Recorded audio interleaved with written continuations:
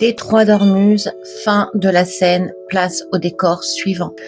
La réouverture du détroit d'Ormuz n'est pas un coup de chance diplomatique, c'est l'exécution méthodique d'un plan prévu de longue date.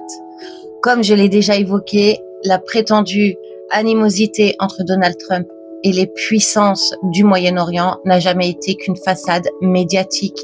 Ce que le public a pris pour un conflit n'était qu'une mise en scène millimétrée, pendant que les caméras se focalisaient sur des tweets incendiaires et des postures belliqueuses. La véritable bataille se jouait en coulisses, là où le pouvoir réel opère.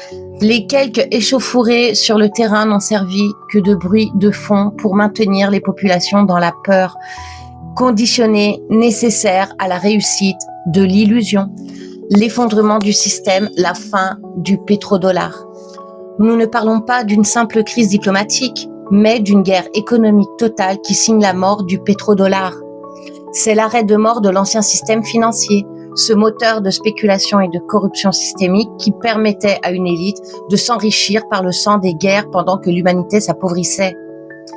La véritable paix qui se déclare aujourd'hui au Moyen-Orient n'est pas le fruit du hasard, c'est le résultat du démantèlement des structures de financement de l'État profond.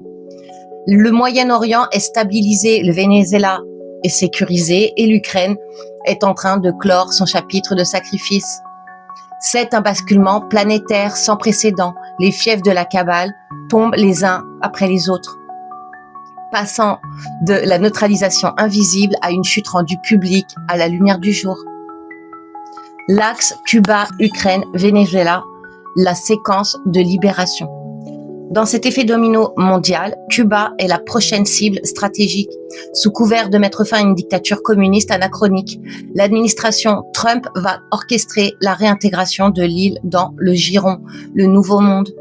Mais ne vous y trompez pas, tout comme pour l'Ukraine et le Venezuela, tout est déjà négocié et signé en amont. Les accords sont actés, les garanties sont prises. Cependant, pour que le réveil de la masse soit efficace, il faut laisser l'illusion d'un processus organique et héroïque. Le public doit croire à une victoire de la liberté arrachée de haute lutte, alors que nous assistons simplement à l'activation d'un script préétabli pour liquider les dernières enclaves de l'ancien monde. Le scénario de l'éveil, une transition fréquentielle. L'humanité est enfin prête à basculer dans l'étape suivante, mais ce passage nécessite un électrochoc.